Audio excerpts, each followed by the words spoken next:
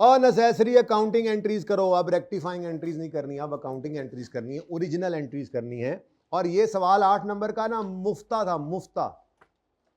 ठीक है, आप लोगों ने पहले पढ़ाई की है, आप अभी सवाल पे आ रहे हैं, कुछ भी नहीं है सवाल के अंदर, रहने दें फिर कुछ नहीं है तो रहने देते हैं यार, इतना आसान सवाल है कि क्या बताऊं मैं आपको। एक्स, बस नाम ही मुश्किल है इसका। Exquisite Limited entered into following two contracts during the year ended 31 December 23। हमारा साल 31 दिसंबर 23 पे एंड हो रहा है। बह जाओ पाइन, बह जाओ, गड्डी चल पई है, सवारियां बह जान, ब्रेक लगी तो डिग जाओगे, जल्दी करो। 31 दिसंबर है, हाँ अब मंजिल पे पहुंच गए बस, अब स्टॉप आने वाला है बस। ठीक है, तुम जाके बैठना, ये ना लाहौर की बजाय कसूर जाके उतरो। अच्छा, 1 अक्टूबर 23 पर, यार मैं गला दर्द कर रहा, जरा स्लो, ये इसको इधर करो यार, थोड़ा स्लो स्लो बोलूँ, इसको इसको इसको, इसको। ये बस, जज़ाकल्लाह। तो उधर होके बैठ चल। On 1 October 23, tone is low now, EL entered into a contract with Alpha to provide monthly payroll services for 2 months, 2 महीने के लिए कॉन्ट्रैक्ट किया सिर्फ। तो अक्टूबर नवंबर, लो हमारे साल में शुरू, हमारे साल में खत्म।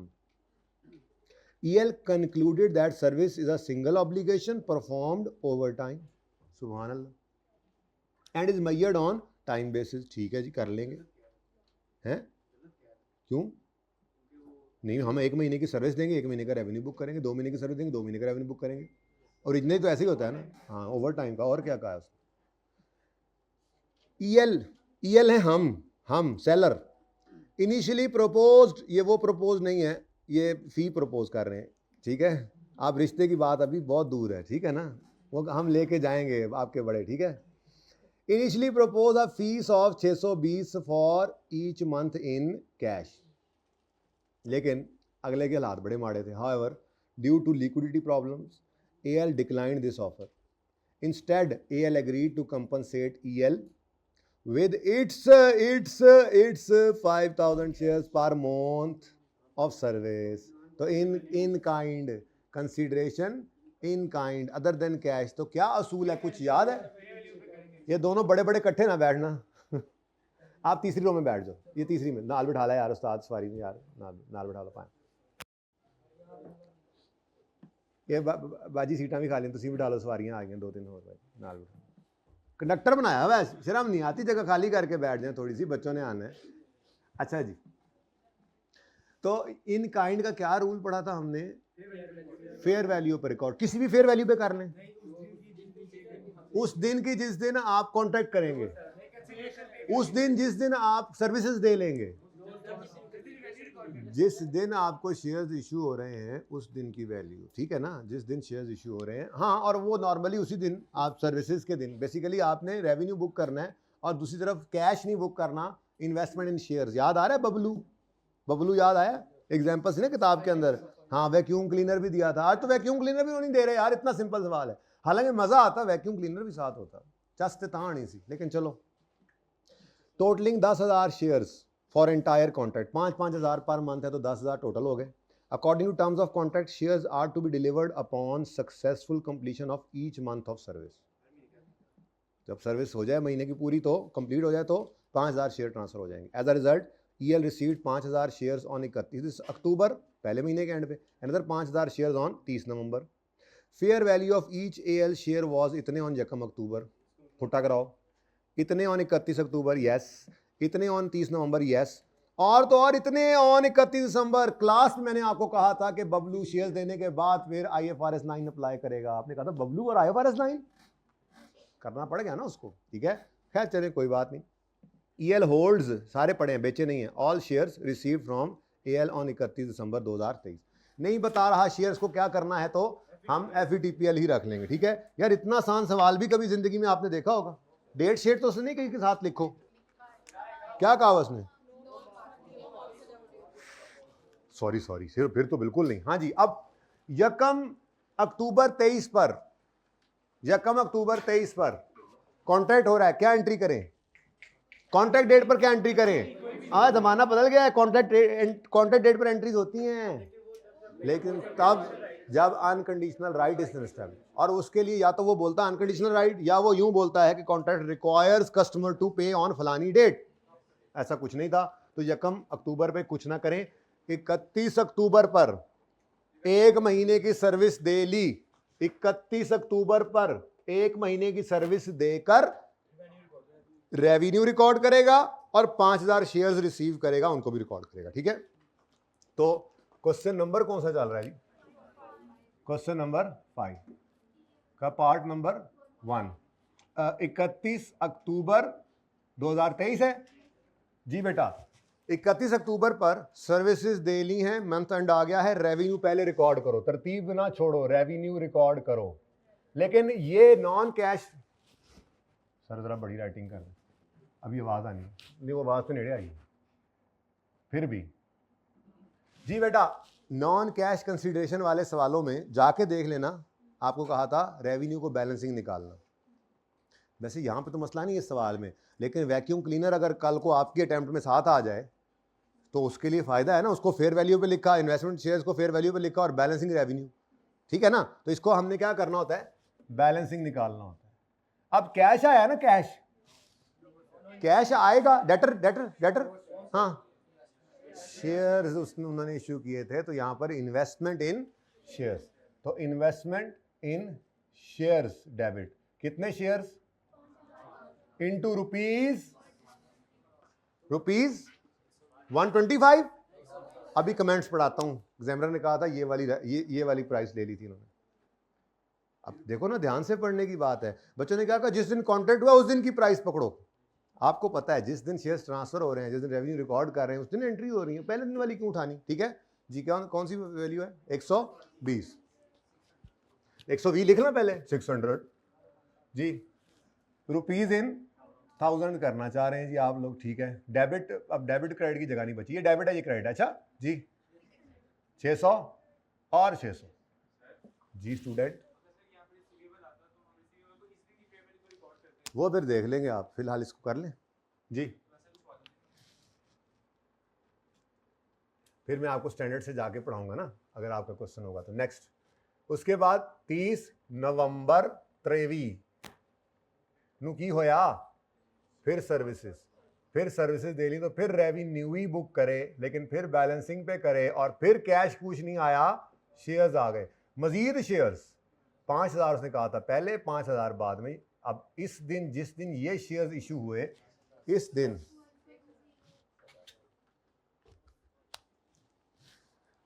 कितने गया, ये 5000 शेयर्स 30 नवंबर पे आए हैं, और 30 नवंबर पे शेयर्स 110 के हैं, एक शेयर 110 का, 110।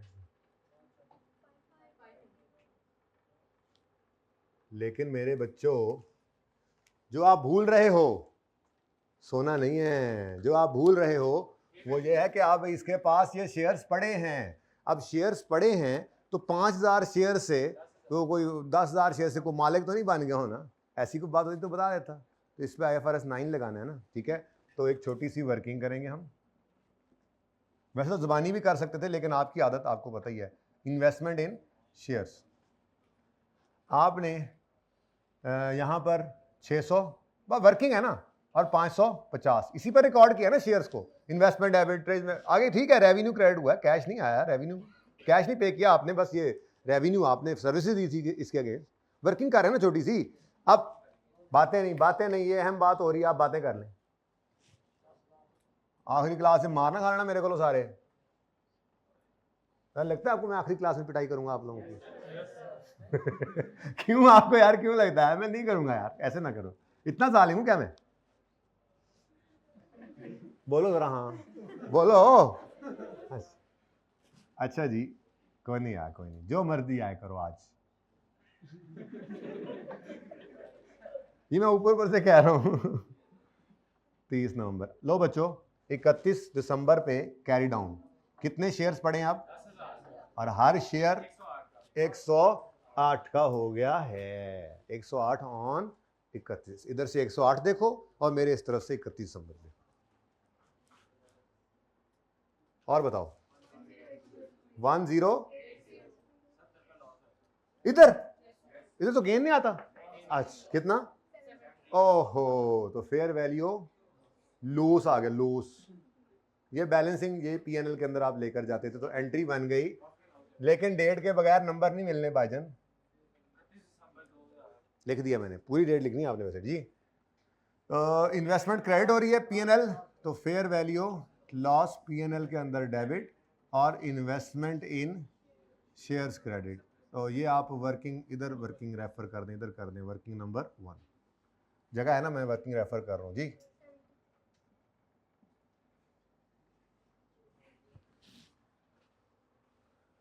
कोई मसला है तो पूछ बेटा, अब ये तो उससे पूछने वाली बात है, उसने क्या कहा है, no marks will be awarded for entries without dates.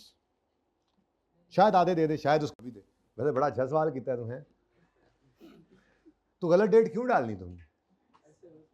नहीं, अगर गलत डेट है तो उसका मकसद ही यही है ना कि आप किस दिन क्या ट्रांजैक्शन कर रहे हैं। तो गलत डेट होगी तो फिर मतलब डेट नहीं है उसके हिसाब से। मेरे हिसाब, मैं आऊँ मैं नंबर ना दूँ अगर मैं ये लिखूँ तो, वरना मैं लिखूँ ही ना, क्यों मुसीबत में डालूँ बच्चों। नेक्स्ट, हर क्वेश्चन में लिखा हुआ है तो हर क्वेश्चन में समझाया भी हुआ है। यही तो लड़ाई है रेवेन्यू के अंदर, किस दिन रिकॉर्ड हो, इस स्टैंडर्ड के अंदर किस दिन रिकॉर्ड हो, कितना रिकॉर्ड हो, पता होना चाहिए।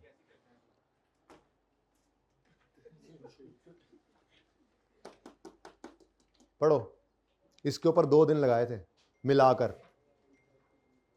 पहले दिन सिर्फ आपको थोड़ा सा छेड़ के भेजा था कि consideration payable by seller to customer, फिर अगले दिन कहा था नहीं, फिर अगले दिन हमने वो प्री पेमेंट वाला काम किया था, फिर हमने कहा था सेल खाई जाएगी वाली बात, याद आ रहा है कुछ? सारा कुछ ही यहाँ करना था, लेकिन ऐसे ऐसे ऐसे परसेंटेज निकालनी। अब यकम नवंबर पे EL also enter into a 6 months contract, नवंबर दिसंबर 2 महीने के अंदर, फिर आगे 4 रहते होंगे, to sell goods to Beta a large वाली ग्लोबल चेन ऑफ रिटेल्स को। BL committed to make purchase of at least 20 million during the पूरे 6 महीने। अब ये उसने पूरे 6 महीने में खरीदने का कहा है। यूं हम लिखते होते थे, सेलर से कस्टमर का जो सफ़र है, तो इधर से गुड्स जानी है 20 मिलियन की, ऐसा ही है, गुड्स जाएंगी 20 मिलियन की, ठीक है, और इन गुड्स के अगेंस्ट कैश आएगा 20 मिलियन, ऐसा ही है ना। ये तो नॉर्मल केस में ऐसा होता था, लेकिन कभी कभी वो कहता था यार ज़रा चीज़ें सेट करनी है यहाँ पर लगाने के लिए, ठीक है, तो आप जो है वो थोड़े से पैसे हमें भी दो, आपको यहाँ पे हम अलमारी शलमारी आपकी चीज़ों के लिए लगा दें, ठीक है। तो ये हमारे सवाल के अंदर मामला था। The contract also required EL, seller contract require seller, पढ़ते ही फौरन परेशान हो जाना पर्चे में आप, contract require seller to make non refundable, seller payment कर रहा है, फौरन आपका दिमाग जाना था अच्छा ये सेल खाई जाएगी, ठीक है, of ₹2 million to BL at inception, और करना भी कब है, स्टार्ट में, जहां से प्रीपेड वाला मामला भी निकलना था, ठीक है, of contract for necessary changes to shelving to prominently display EL's products. अब जिस दिन पेमेंट हुई है उस दिन कितनी हुई है भाई, यकम नवंबर को कॉन्ट्रैक्ट हुआ है, कॉन्ट्रैक्ट होते ही सेलर ने कस्टमर को 2 मिलियन भेजे हैं कैश क्रेडिट, डेबिट किसे किया था, प्रीपेड को भाई, प्रीपेड। उसके बाद फिर उसने सारा 20 इकट्ठा नहीं मंगवाया, जालिम ने क्या किया, 15 दिसंबर को उसने 6 मिलियन की चीज़ें मंगवा ली और उसके पैसे फिर 30 दिसंबर को आए, तो सेल खाई जाएगी वाला काम करना है हमने, और उसके बाद परसेंटेज के हिसाब से रेवेन्यू बुक कर लेना है, बिल्कुल किया हुआ काम एज इट इज़ होगा, चेंज कुछ नहीं है। लेकिन सबसे पहले तो कॉन्ट्रैक्ट की डेट क्या बताओ, ये मुझे इसलिए लिखनी पड़ रही है बेटा कि कैश भी पे किया है ना इसने, ठीक है, तो प्रीपेड डेबिट, प्रीपेड का लफ्ज ही लिखा था ना बेटा, नहीं, कॉन्ट्रैक्ट एसेट जिसके लिए इस्तेमाल होता है उसी के लिए ही होगा, कंडीशनल राइट है, ये नहीं कह सकते हम, ये कोई कंडीशनल राइट नहीं है, ये रिसीवेबल है ही नहीं, ये प्री पेमेंट है जिसमें फिर बाद में एडजस्ट हो, सेल इससे खाई जानी है, ठीक है ना। इसका नाम कुछ भी लिख लें, अब आई कैप का सोल्यूशन दिखाता हूँ, उन्होंने अजीब सा नाम लंबा सा लिखा हुआ था, हम अपने वाला नाम ही लिखेंगे, फ़र्क क्या पड़ता है।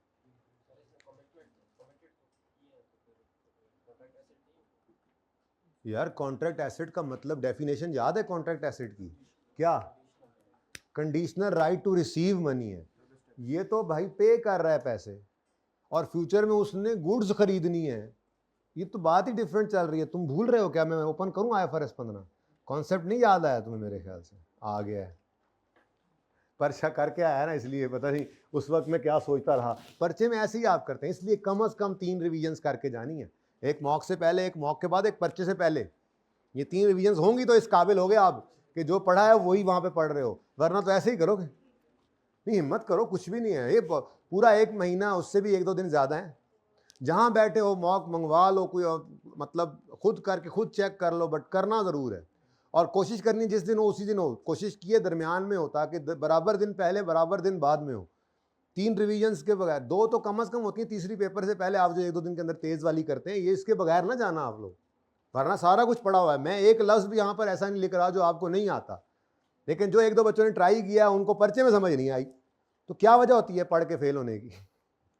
बहरहाल वो क्योंकि अब आपने सारा कुछ अभी इकट्ठा पढ़ा हुआ है ना, ऐसे पढ़ा हुआ है अभी आपके ऊपर, उसको जब पढ़ना है आपने 2 महीने रिवाइज करना है, तो इंशाल्लाह फिर आप भी हैं 2 दफ़ा रिवाइज करना है 1 महीने में, ठीक है? तो इंशाल्लाह बेहतरी हो जाएगी इसमें। चलो, प्रीपेड डेबिट, कैश क्रेडिट कितना जी? 1000 में ही चलाओ, फिर ऊपर अब 1000 चल रहा है तो जी 2000 से ये एंट्री पास कर लिया, ठीक है जी। अब अगर तो बेटा सारी सेल हो जाए फिर परसेंटेज क्यों निकालें? क्वेश्चन है ना। अगर 20 का 20 मिलियन उसने मंगवा लिया, फिर टेंशन कोई नहीं, फिर 18 मिलियन पे बुक कर लेंगे। कॉन्सेप्ट तो ये था कि हमारी ट्रांजैक्शन प्राइस को खा जाएगी ये अमाउंट जो सेलर ने पे करनी होती है कस्टमर को। ये कोई कॉन्ट्रैक्ट एसेट नहीं है, ये सेल्स को खाने वाली फिगर है। सेल्स को खाने वाली फिगर एकदम सेल को खा जाएगी अगर सारी सेल आज हो जाए, लेकिन उसने जालिम ने सारी सेल कराई नहीं, तो इसलिए मैं परसेंटेज निकालूंगा, ठीक है। तो कहता है ऑन किथे गया 15 दिसंबर EL sold goods having invoice value of, तो 15 दिसंबर को इन्होंने सेल कर दी। इधर देखो जरा, सेल कर दी, सेल पहले रेवेन्यू बुक किया करो, सेल कर दी। अब ये सेल पूरा 6 मिलियन नहीं लिख सकते, सेल मतलब रेवेन्यू, आपका रेवेन्यू, आपका अपना स्टैंडर्ड रेवेन्यू। पूरा रेवेन्यू क्यों नहीं लिख सकते? क्योंकि consideration payable by seller to customer जो होती थी वो सेल को खाती थी। सेल पूरे 6 मिलियन की रिकॉर्ड हो ही नहीं सकती, और पूरा 20 मिलियन भी नहीं आया कि 20 माइनस 2 करके 18 पर रिकॉर्ड कर लें रेवेन्यू को। इसलिए फिर हमने क्या किया था, हमने एक छोटी सी वर्किंग की थी।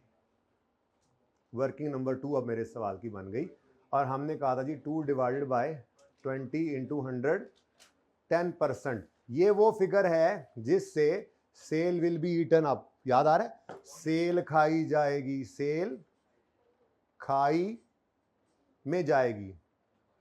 अच्छा सॉरी, तो सेल 10% से खाई जाएगी, तो सेल कितनी बचेगी फिर?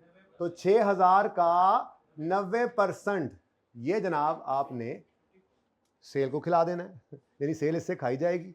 और प्री पेमेंट का भी, जो प्री पेड जिसका नाम पता नहीं आइकम ने क्या रखा हुआ है, कोई फर्क नहीं पड़ता उससे, बाकी 10। मैंने कहा था कि उसको नहीं छेड़ना, बच्चे उसको छेड़ के गड़बड़ कर देते हैं। सादा तरीका क्या बताया था? 6000 में से 90% रिकॉर्ड कर लो, क्योंकि 6000 में से 10% खाया जाना है, ठीक है। तो कितना बना? 600 अभी करते हैं, और प्रीपेड कम हो गया ना जी, 5400। लेकिन उसने, अब देखो ना, उसने 2000 हमसे ले लिया था, अब उसने हमसे 6 मिलियन की चीजें खरीदी हैं, तो हमने उसको इनवॉइस कितने की भेजी है? Invoiced 6 million. तो डेटर रिसीवेबल अनकंडीशनल राइट है, रिसीवेबल डेबिट, ठीक है जी, पूरे 6000। और 30 को फिर ये पैसे आ भी गए 2023, ठीक है। Cash debit, receivable credit. कोई नई चीज है तो बताओ? नई चीज कोई नहीं है, सिर्फ आपको चीजें याद नहीं है, अभी एक बार पढ़ा हुआ है, तो मैं बार बार इस पे जोर दे रहा हूं। आप सारा पर्चा भी सॉल्व करेंगे मेरे साथ, एक लफ्ज इंशाल्लाह, उम्मीद बड़ी है, वो एक आधी तो हो ही जाती है एडजस्टमेंट बरकत के लिए, लेकिन उम्मीद यही है कि नहीं होगी ऐसी चीज। हमने बहुत जोर लगाया बेटा, आप लोगों ने ज्यादा जोर लगाया पढ़ने पे, तो आप लोगों ने ज्यादा जोर लगाया, तो सारा जोर लगा हुआ है, सब आता है आपको। पर्चे में क्यों नहीं याद रहती बातें याद आ रही होती हैं लेकिन कर नहीं पा रहे होते। उसकी वजह क्या है? Lack of practice. अभी है तो पूरा महीना इसीलिए जोर लगा के 2 संडे पिछले मैंने लगाए हैं, कोई जल्दी नहीं थी। मुझे मतलब नॉर्मली 3-4 तारीख तक क्लासेस हमारी हर दफ़ा जाती थी। इस दफ़ा क्यों जोर लगा के 31 पे ख़त्म किया है, क्योंकि अगर हम हर दफ़ा जो है वो 6-7 से पर्चे शुरू हो रहे थे, तो इस दफ़ा पर्चा भी 2 को है। तो क्यों आपको ये टाइम दिया जा रहा है कि जितनी मेहनत की है उस सारी की सारी का अब कटाई का वक्त है आपके लिए। 2 रिवीजन कम से कम पेपर से पहले हो जाएं, फुल फ्लैज तफसीली, और 1 रिवीजन आप। अब इससे प्रेशर नहीं लेना, हो नहीं रही है, करो, पढ़ना है, सब काम किया हुआ है, हिम्मत करो, मोबाइल लेस होके पढ़ना है आपने। 13 से 14 घंटे रोजाना इस 1 महीने में। 3 पर्चे हैं तो 3 पास होंगे, 4 हैं तो 4 भी पास होंगे इंशाल्लाह। 2 वाले तो शर्म आनी चाहिए, सिर्फ 2 रख के बैठे। जिनके रहते 2 हैं उनके 2 ही इंशाल्लाह पास हो जाएंगे। अच्छा जी, ये डन है जी। इसकी जरा कमेंट्स ना पढ़ लें।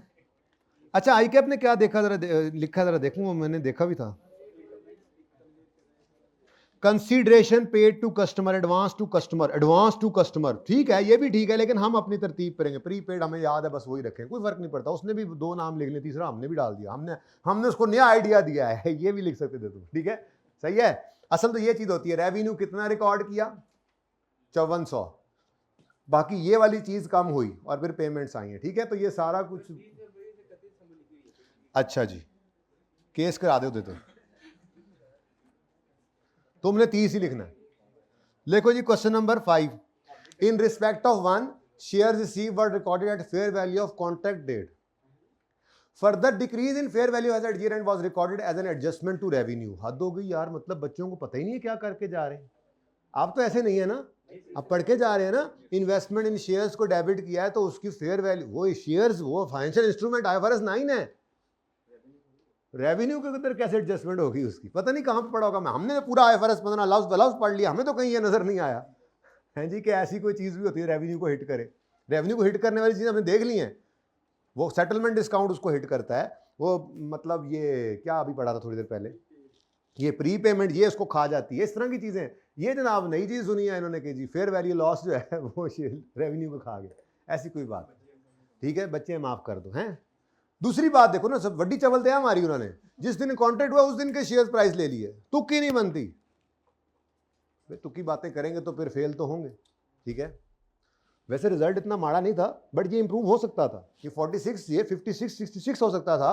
देखो चवलें कितनी छोटी छोटी लगी हुई, नहीं होनी चाहिए थी ना ये, ठीक है। तो ये इंप्रूवमेंट आ जाती। वो तो बहुत बुरा आता है, क्योंकि वो इंट्रो में जरा तुक्के लगा के आते हैं। लेकिन जब FAR 1 पास कर लेते हो आप, तो मतलब आपको पता लग गया कि पढ़ना पड़ेगा। तो पढ़ने वाले इतने को होते ही हैं। मैं आपको अर्ज करूं, वैसे FAR 1 की क्लास नहीं है, लेकिन मैं आपको अर्ज कर दूं, ये जो एग्जामिशन मिली थी स्टार्ट में, तो पहले 2 सेशन जो है ना, हम उस्तादों के बुरे हालात थे। किसी उस्ताद को उठा के देखो, उसका दिल जो होता था ना, ऐसे बस फटा पड़ा होता था कि यार ये क्या कर रहे हैं, हम क्या करें, कैसे करें। बहरहाल एक मसला था। खैर, फिर इंट्रो के अंदर एग्जामिशन भी मिलती है बच्चों को, तो कोई 2 अटैम्प्ट्स पहले हमने भी इसको एनालाइज किया कि यार FAR 2 का रिजल्ट, सिलेबस ज़्यादा, चीज़ें ज़्यादा, रिजल्ट उसका 40% से ऊपर होता है, FAR 1 का 20% 30% के दरमियान होता है। तो जब एनालाइज किया तो पता लगा कि जिनकी इंट्रो एग्जाम्ट होती है उनका रिजल्ट तकरीबन कोई 15% के आसपास है, और ये वही बच्चे हैं जो ज़्यादा हैं। और जिन्होंने इंट्रो पढ़ी हुई है, इंट्रो पढ़ के PRC में पास करके आए हैं, उनका 40+ ही है, ठीक है ना। तो ये मैं कह रहा हूँ 40+ नहीं, ये 50+ हो सकता था, 60+ हो सकता था। चवला तो देखो। चलें, खैर, कौन सा सवाल है जी दूसरा। In point 2 revenue was recognised as 6 million instead of correct amount of 5.4। माशाल्लाह, आपको तो पता है, आप थोड़ी ऐसी गलतियां करनी है जी, खा जाना है सेल्स। लो जी, रेवेन्यू फटाफट कर दें, ये MCQs फटाफट कर दें सारे, आखिरी एंड पे पहला करेंगे, एंड पे। वैसे है भी आसान, लेकिन थोड़ा सा उसमें कुछ याद ना आए, इसलिए इतने आसान MCQs हैं कि क्या बताऊं। अगर आपको जरूरत महसूस होगी तो हम ओपन भी कर लेंगे थ्योरी, लेकिन जरूरत इंशाल्लाह नहीं पड़ेगी। आप सबसे पहले सबसे आखिरी, हम तो हर MCQ करते ही ऐसे में, चलो आदत बनी हुई, आखिरी। टाइम नहीं बचा था MCQs के लिए। सबसे पहले MCQs देख लिया करो, कर लिया करो दिमाग में, पर्चा आते ही टिक कर लो। टिक नहीं लगाने देते ना, हैं? टिक नहीं लगाने देते, नहीं लगाने देते, नुक्ता लगा लिया फिर। कुछ तो कर लिया करो। ये 6, 7 नंबर, 8 नंबर, 10 नंबर, 10 नंबर वैसे होने चाहिए, 10 नंबर होते हैं इसके, ठीक है। तो 10 नंबर हैं। आप 15 मिनट में, ये टिप बता रहा हूँ आपको, रीडिंग टाइम में सबसे पहले MCQs पढ़ो, वो हो जाएं 2-3 मिनट फिर भी बच जाएं, तो फिर पूरे पर्चे में देखो सबसे छोटा सवाल कौन सा नज़र आ रहा है। जो सबसे छोटा वाला नज़र आ रहा है आपको, ऐसे तो कोई नज़र नहीं आ रहा है, तो सबसे छोटा ये नज़र आ रहा है, इसको पढ़ लिया। इस तरह कोई सवाल पकड़े और उसको, पूरा पर्चा पढ़ना is just waste of time. पूरा पर्चा पढ़ के आपके पल्ले कुछ नहीं आना। वह बंदे बन जाओ आखिरी सीट पे बैठे हुए, पहली सीट पे बुला लूंगा हैं।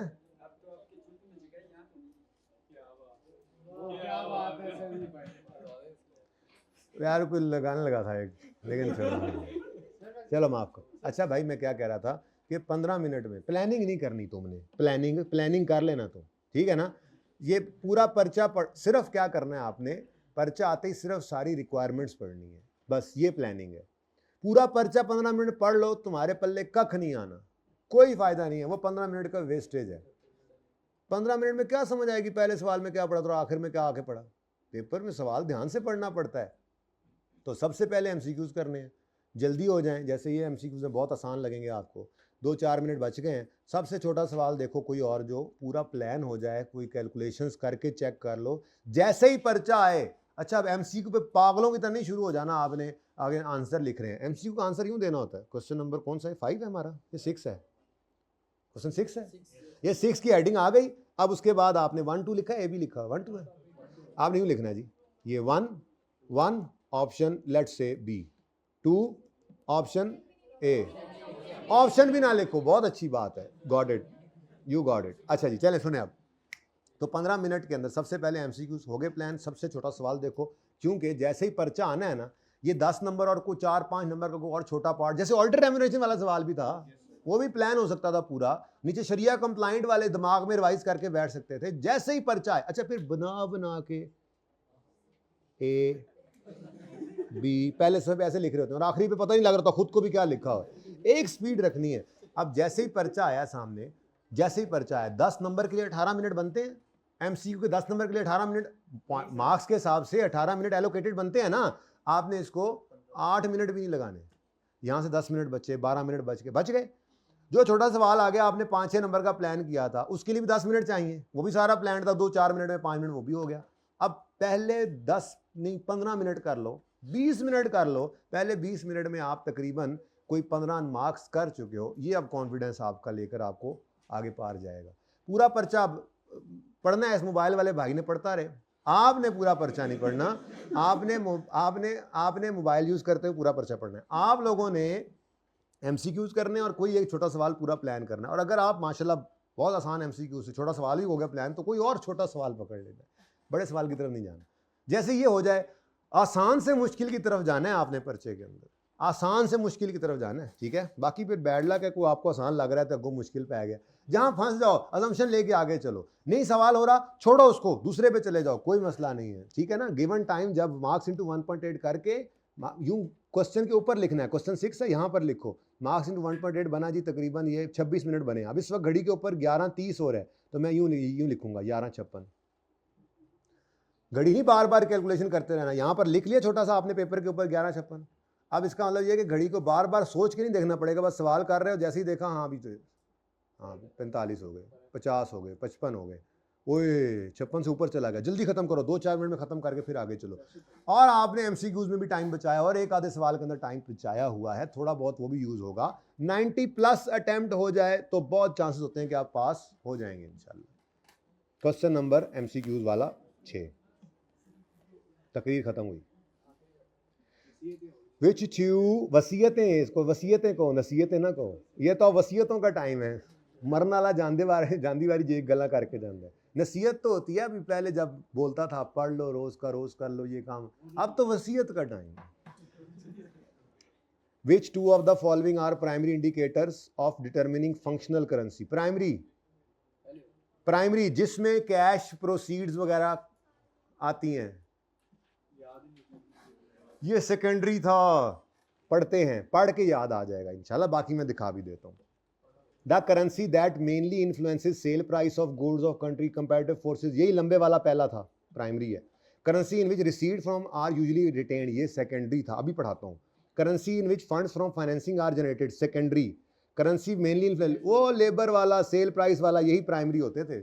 अब ये कहाँ लिखा हुआ है, जाहिर सी बात है, टाइम गुजर गया ना बेटा। IS 21 तो बहुत पुराना पड़ा हुआ है, IS 21 तो बहुत पुराना, यानी कि उसमें मैंने कल जाके ये जो मॉनिटरी नॉन मॉनिटरी थोड़ा सा रिवाइज कराया, तो फिर कोई एक आधा सवाल कराया तो कुछ थोड़ी सी बेहतरी आई है।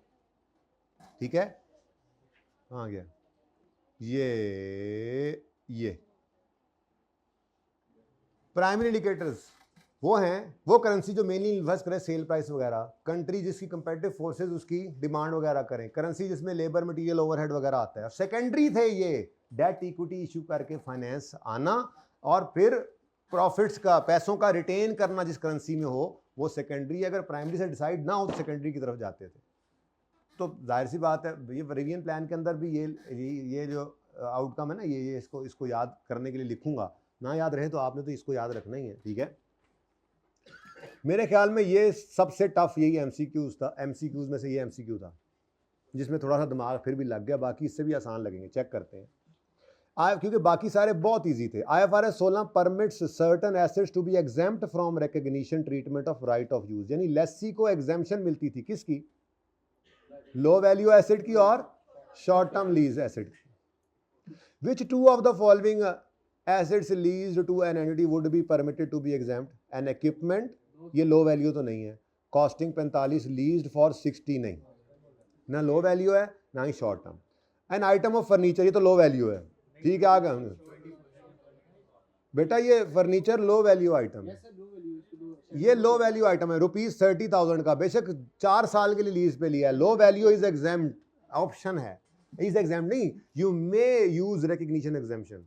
चाहो तो आप राइट ऑफ यूज करो, आपका दिल नहीं कर रहा तो हम तो इसको सिंपल भी ले जाएंगे। ठीक है, अ न्यू मोटर व्हीकल, ये तो नहीं हो सकती low value. At a cost of, cost matter नहीं करती। व्हीकल का हमने कहा था, व्हीकल पुराना भी है, पुरानी मोटर है, मिर्जा वाली कार है, फिर भी जो है वो आपने मोटर को कभी भी लो वैल्यू नहीं कहना। लीज फॉर 12 मंथ, नहीं नहीं, ये तो एग्जेम्प्ट नहीं है। Lease for 12 month, short term में यार लो वैल्यू हो या शॉर्ट टर्म हो, दोनों केसेस के अंदर हम एग्जेम्प्ट कर सकते हैं, मतलब रिकॉर्ड ना करे राइट ऑफ यूज और लीज लायबिलिटी। जी, ये भी क्या है, ये भी है। लैपटॉप वैसे लो वैल्यू है, कॉस्टिंग इतने, lease for which is expected to be. अगर ये सब लीज का लफ्ज ना होता ना, अच्छा अब ये भी पढ़ा हुआ है, लेकिन आपको कहाँ याद होना है, IFRS 16 सबसे पहले वाला है। जब हमने ये अल्फाज मेरे थे, मुझे अभी भी याद है कि सब लीज करें, अगर लीज पर एसेट लेके आगे किराए पर दे दें, तो जो हेड लीज है, हेड लीज लो वैल्यू नहीं हो सकती। Head lease low value, state bank और रेलेवन, इस तरह से हमने एग्जांपल भी ली थी, ऐसे नहीं। मैं दिखाता हूं, आप जाने ना देंगे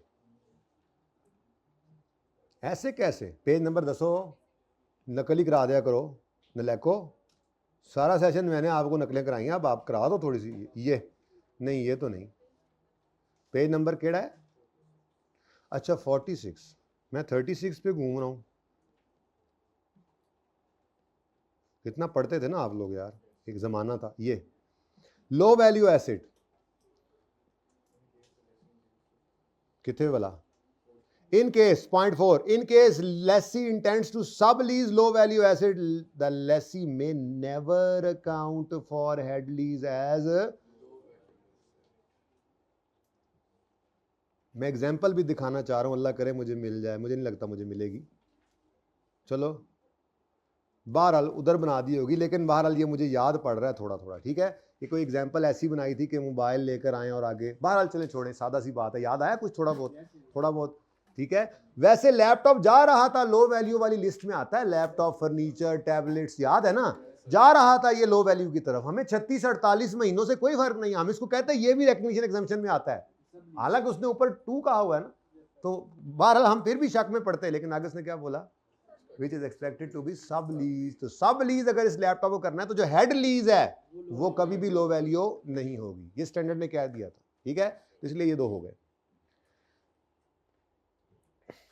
यार ये बड़ा अजीब सही था, मुझे कहीं नजर नहीं आया, बस ठीक है, कहीं स्टैंडर्ड में लिखा होगा। If an asset incorporates both intangible and tangible elements, it should be treated under. थोड़ा बहुत हमने जिक्र किया था इसका, थोड़ा बहुत बस आइडिया ये होता है कि जैसे हमने कहा था हार्डवेयर प्लस सॉफ्टवेयर हो, तो चूंकि IS 38 की बातें कुछ चल रही टेंजिबल इंटेंजिबल की, तो वो यूज करके हम कनॉलेज इसको भी आंसर कर सकते थे कि IS 16, आइदर IS 16 और IS 38 नहीं, दोनों पड़े हैं, यानी कि आपने एक कंप्यूटर लिया जिसमें विंडो भी है, याद आ रहा है, तो या तो ये पीपीई में जाए या इंटेंजिबल में आए। अब हमने क्या किया था याद है, हमने पीपीई में इसलिए रखा था, हमने कहा था यार सॉफ्टवेयर बस ऐसे ही उसका हिस्सा ही है और ज़्यादा पैसे तो हार्डवेयर के ही हैं, और अगर इंटेंजिबल ज़्यादा अमाउंट हो, मतलब ज़्यादा अमाउंट उसको एलोकेट कर रहे हो, और पीपीई थोड़ा सा ही हो, मतलब असल तो सॉफ्टवेयर के पैसे हों, और ऐसे ही उसके लिए कोई छोटी सी जो है वो एक सीडी जो हो जिसके ऊपर वो चलता हो, वो उसकी कॉस्ट पड़ रही है, तो हम फिर वो सीडी की कॉस्ट को पीपीई में, उसकी वजह से, क्योंकि सीडी क्या है, फिजिकल एग्जिस्टेंस है, पीपीई में नहीं ले जाते हम, उसको क्या कहते हैं, सारा इंटेंजिबल ही है। तो जिस तरफ सिग्निफिकेंट पोर्शन होगा वही उधर ही जाएगा। तो इधर IS 38 नहीं भाई, इधर उधर को नहीं, सिर्फ IS 38 नहीं जी, IS 16 and 38 by segregating cost, नहीं सेग्रीगेट तो नहीं हो सकती, इधर 16 और 38 depending on which element is significant, ये सही लगता है।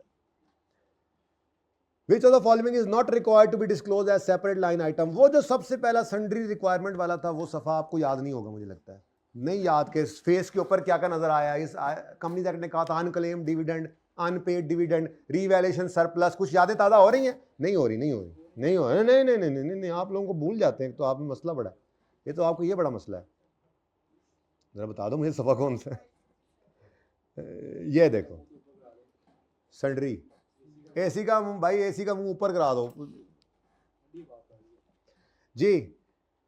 क्या क्या कहा था उसने कि सेपरेट लाइन आइटम के तौर पे फेस पर शो करो क्या चीज, revaluation surplus, long term deposit, unpaid, unclaimed, cash and bank. ये चीजें कहीं थी स्टैंडर्ड नहीं कि कम से कम ये कंपनीज एक्ट ने कहीं थी कम से कम मुंह पे नजर आनी चाहिए, बैलेंस शीट के मुंह पे नजर आनी चाहिए। Which of the following is required to be disclose as a separate line item on face of financial statements as per force casual, revaluation surplus on PPE, capital work in progress, long term deposit. वैसे हम capital, अच्छा देखो ना confusing कितना है, हम capital work in progress को भी फेस पे ही शो करते हैं, लेकिन वो हमें कंपनीज एक्ट ने नहीं कहा हुआ।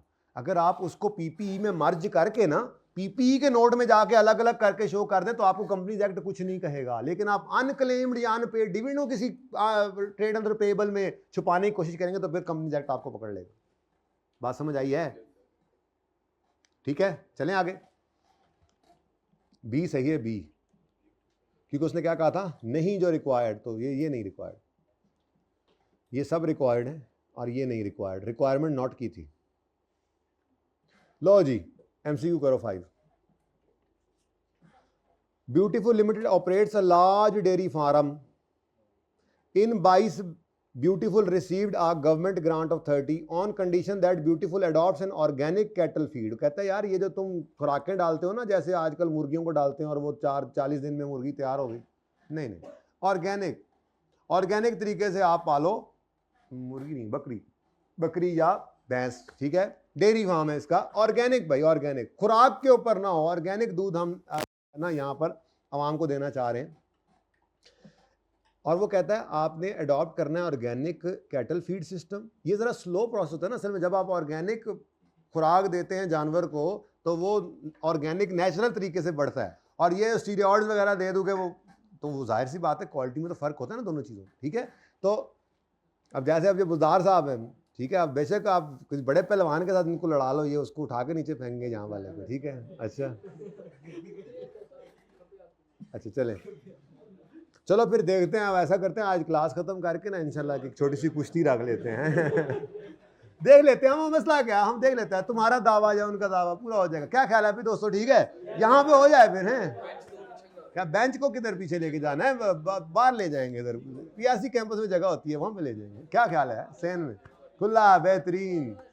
अच्छा चलो, चुप से कर गए हो शायर यार, अच्छा खबरदार मजाक कर रहा हूँ। अच्छा जी, मैंने कहा ज़रा थोड़े बोर हो गए होंगे। अच्छा बात सुने, थोड़ी सी ब्रेक करके एक दोबारा आना है, मेरी तसल्ली नहीं हुई, तेज़ी में नहीं करवाना, अभी 2 सवाल इसके बाद भी रह जाएंगे, ठीक है। तीसरा तो IS 37 डिस्कशन है ना, करने वाले 2 सवाल रहते हैं, अभी करने वाले 2 हैं। मैंने माना कि मैं वर्किंग्स ही करूँगा कंसोलिडेशन वाले की, सोल्यूशन आपका आपकी मर्जी के मुताबिक मिलेगा, आपको ज़रूरत भी नहीं है वो करवाने की, मैं इतनी बात भी कर रहा हूँ। एक इतनी सी एडजस्टमेंट भी ऐसी नहीं होगी जो आपको मसला करे, लेकिन स्टिल मैंने डिस्कस तो करना है ना। अच्छा सुनो, बात क्या हो रही थी, डेयरी फार्म से बात निकली और कहाँ चली गई। 22 में BL को गवर्नमेंट ग्रांट रिसीव हुई, उन्होंने कहा ऑर्गेनिक ऑर्गेनिक कैटल फीड वाला सिस्टम तुमने फॉलो करना है अगले 5 साल तक। और अगर तुमने किसी एक भी साल 5 साल गुजरने से ख़त्म होने से किसी एक भी साल ये ना किया, सारे पैसे वापस हो जाएंगे। अब ये गवर्नमेंट ग्रांट IS-20 वाला नहीं है, IFAR 1 वाला नहीं। क्यों नहीं है? क्योंकि ये ग्रांट है इन रिस्पेक्ट ऑफ बायोलॉजिकल एसिड। ये भी आपको पता है, आपको पता है नहीं, मैं अभी बताता हूँ आपको सब पता है। ये इसकी तस्वीर मुझे लगता है ये पिछली बार वाला दिखाया था, तो मुझे पिछली बार वाला IS-41 खोलना पड़ेगा। यानी कि इससे पिछले सेशन में जो बच्चों को पढ़ाया था, मुझे लगता है मैंने वो दिखाया था। अल्लाह करे यहाँ मिल जाए, नहीं तो वहाँ पे तो मिल ही जाने। हेलो, क्या हाल है? वो भी एक ज़माना था खुश हम शुरू में जैसे कुछ है ही नहीं दुनिया में, टेंशन। लामा शामा आता था हमारे सवाल हैं जी क्लास के अंदर, आता था और जाता था।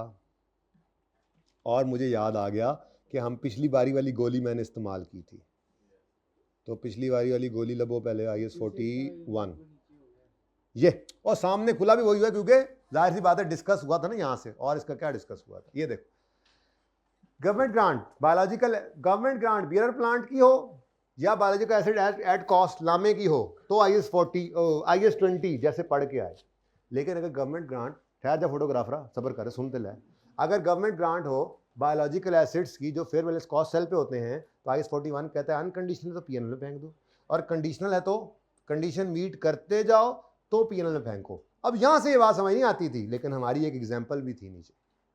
उस एग्जाम्पल में 2 सिचुएशन बनाई थी मैंने कहा था government gave us grant of, ये अब पिछले से पिछले सेशन की बात है माजरत के साथ, ठीक है ना। सवाल टेस्ट हो जाता है, अगली से अगली में भी हो जाएगा कॉन्सेप्ट, कभी कोई टेस्ट हो रहा हो, ठीक है।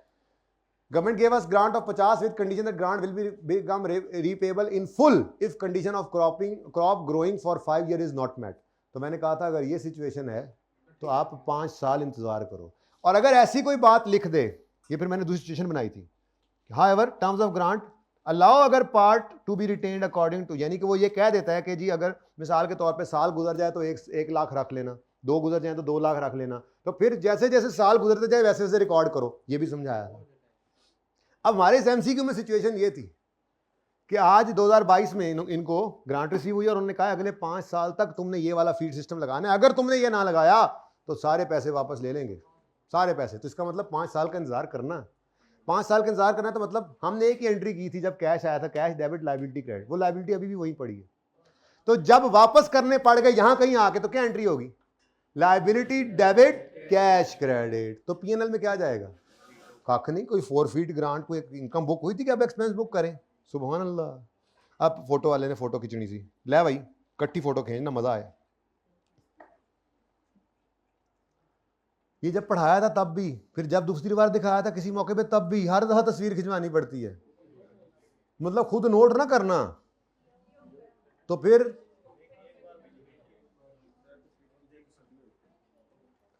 हाँ भाई फोटोग्राफर हो,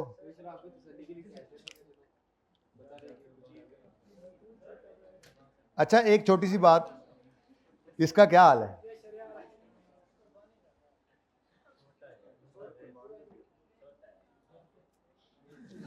मैंने कहा जरा हाल हवाल ले लें। अच्छा जी सॉरी, एंटायर ग्रांट रीपेबल हो गई इमीडिएटली, ठीक है। कौन से साल में? 2024 में। The amount taken to BL statement of profit loss for the year 24 upon repayment, क्या अमाउंट है जी? PNL में तो मैंने भी बताया कुछ गया ही नहीं, क्योंकि जो कैश आया था हमने लायबिलिटी में रखा हुआ है, तो नील। इतना आसान MCQ था, सिर्फ पढ़ के समझ आ जानी थी, कोई कैलकुलेशन नहीं करनी। नहीं नील समझ आई तो बताओ, मैं बता देता हूँ भाई। ये पेपर करवा दें, दोबारा नीचे हो गया यार।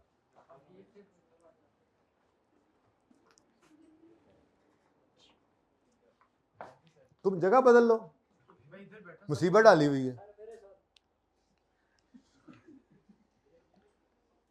यार। MCQs हैं यार, कोई मुफ्त के नंबर थे या नहीं थे? अभी ये आपकी रिवीजन के बगैर आप पढ़ रहे हैं। IFRS 41, वो कब पुरानी बातें याद, पता नहीं, वो तब तो गर्मियां होती थी, अब तो सर्दियां आ गई हैं जब हमने पढ़ा था।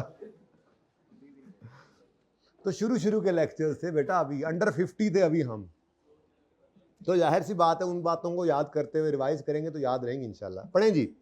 IFRS 8 आ गया, इन्हें केड़ा माफी दी, विच ऑफ द फॉलोइंग, यानी हर चीज को वो टच जरूर करता है, ठीक है।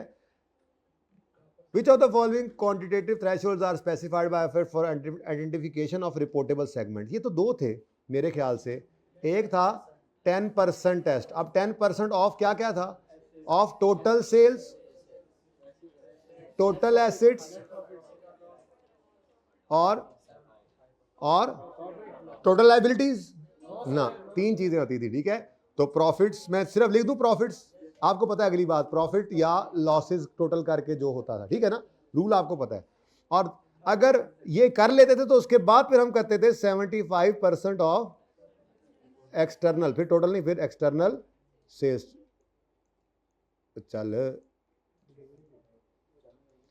एक्सटर्नल सेल्स का टेस्ट लगाते थे, ठीक है। ये दो टेस्ट थे, यानी पहले हम इन तीन पर 10% टेस्ट लगाते थे जो आइडेंटिफाई हो जाते थे रिपोर्टेबल, फिर हम उनको परखते थे कि क्या ये रिपोर्टेबल 75% एक्सटर्नल सेल्स का कर रहे हैं डिस्क्लोज, अगर तो कर रहे हैं तो अच्छी बात है, और अगर नहीं कर रहे तो फिर एक आधा और लेकर आते थे। कोई तीसरा थ्रेशोल्ड तो कोई नहीं था ना, बोलो भाई तशरीफ लाए, माशाल्लाह, welcome. Class stand up, girls बैठी रहे, गर्ल्स बैठी रहे, सारे खड़े हो जाएं, सारे खड़े हो जाए भाई, सारे खड़े हो जाए, सारे खड़े हो जाए, सारे खड़े हो जाए, सारे खड़े हो जाए। तशरीफ रखे, तशरीफ रखे भाई, आप खड़े नहीं हुए, सर आए हैं यार, आपको शर्म आ रही है यार, आपको नहीं पता कौन आए हैं, नहीं पता आपको? मैंने 9 बजे बुलाया था, बस 3 घंटे लेट हो तुम। आखिरी क्लास थी आज यार, और तुम्हारी सोच है कि तुमने क्या नुकसान कर लिया अपना। काम की बातें हमने सारी कर ली हैं, अब तो बस 2 सवाल रह गए IAS 12 और कंसोलिडेशन का। वो क्या वो तो आसान थे, मुश्किल सवाल तो हो गए, इतना टफ सवाल थे, है ना। मतलब कि ऑनलाइन में रिकॉर्डिंग में भी समझ नहीं आने लगे ये, इसको चुप कर जाओ थोड़ी देर, आ जाएंगे। आसान थे वैसे, लेकिन यार थोड़ी सी शर्म होती है इंसान में। मतलब आखिरी दिन तुम चाहे वो, अब ये याद रहेगा तुम्हें, कान तुम्हारे लाल हो गए हैं ना, जाके तुमने खाना नहीं खाना जब तक ये पहले 2 पार्ट्स तुम, ये तीसरा पार्ट चल रहा है, दूसरा है, बस ये 2 पार्ट जहां से तुम्हारी ये हुई है ना, वहां तक तुमने लेक्चर सुनना है, तब तक तुमने खाना नहीं खाना। ये थोड़ी सी अब गैरत करनी है, वरना मारे जाओगे, बता रहा हूँ। अच्छा जी वापस आए, हाँ जी कोई सवाल था आपका? अच्छा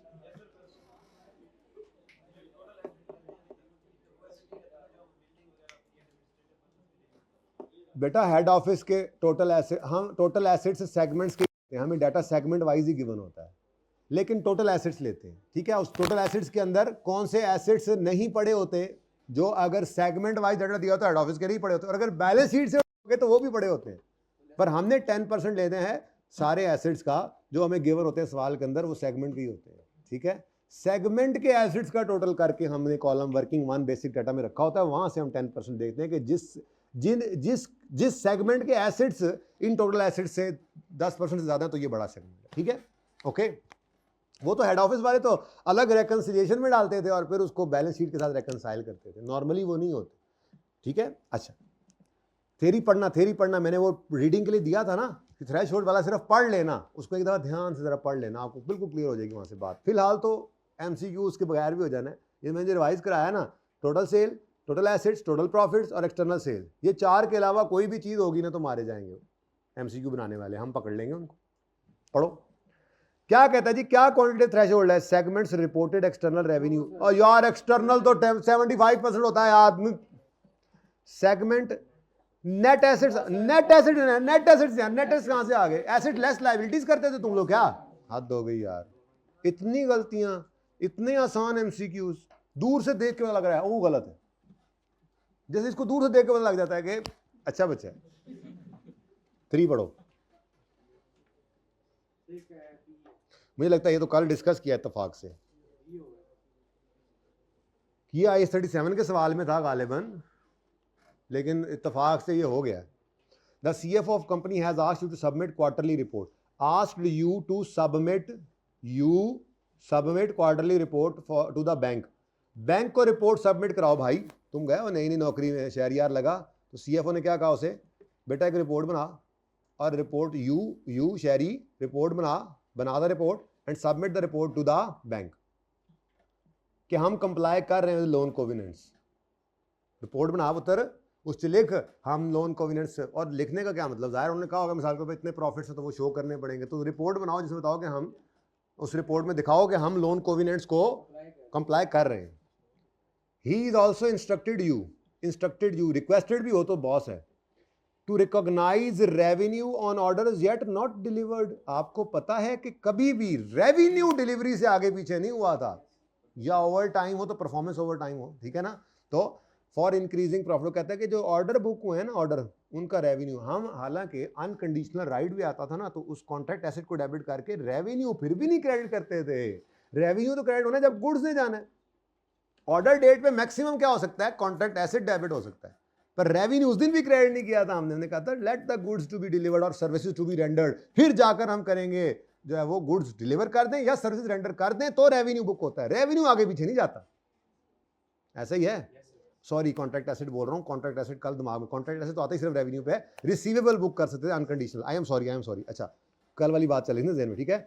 मैंने कल एक लाइन भी लिख के बताई थी कि कॉन्ट्रैक्ट एसेट सिर्फ रेवेन्यू के साथ आता है, तो रिसीवेबल हम बुक कर लेते थे अनकंडीशनल राइट के दिन पर, लेकिन हम रेवेन्यू फिर भी नहीं बुक करते थे, क्योंकि रेवेन्यू सिर्फ तब हो सकता है जब गुड्स डिलीवर करें या सर्विसेज रेंडर करें। वो कह रहा है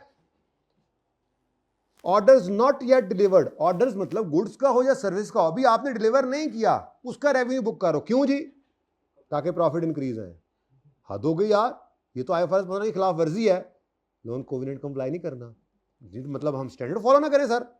अब शहरी कह रहा है उधर, CFO ने फिर समझाया, बेटा इधर बैठ मेरी पास, अगर ये लोन कोविनेंट कंप्लाई ना हुआ तो this will create financial difficulties for the company which may result in lay off certain employees, जिनमें एक तुम भी हो गए, including your self. However the compliance of loan will ensure that all employees will receive, इसमें all में तुम भी आ रहे हो। Which of the following potential threats are not involved? Self-interest threat is involved, intimidation involved, advocacy involved, self-review ना। Advocacy कैसे involve है, देखो ना, आपको कहा गया है कि आप सबमिट करो बैंक में रिपोर्ट, आपने अपना काम रिव्यू करके नहीं बताना, बल्कि आपने कहीं जाके अपनी ऑर्गेनाइजेशन को एडवोकेट करना है। हमने पढ़ा था एडवोकेसी थ्रेट के अंदर कि आप एडवोकेट करो, इसकी इजाजत है, झूठी एडवोकेशन नहीं करनी अपनी ऑर्गेनाइजेशन की। तो ये झूठी एडवोकेशन करने जा रहे हैं, यही तो एडवोकेसी थ्रेट है कि आप कहीं पे जाके उसको एडवोकेट करो और सही ना करो, 2 नंबरी नहीं लगानी, ठीक है।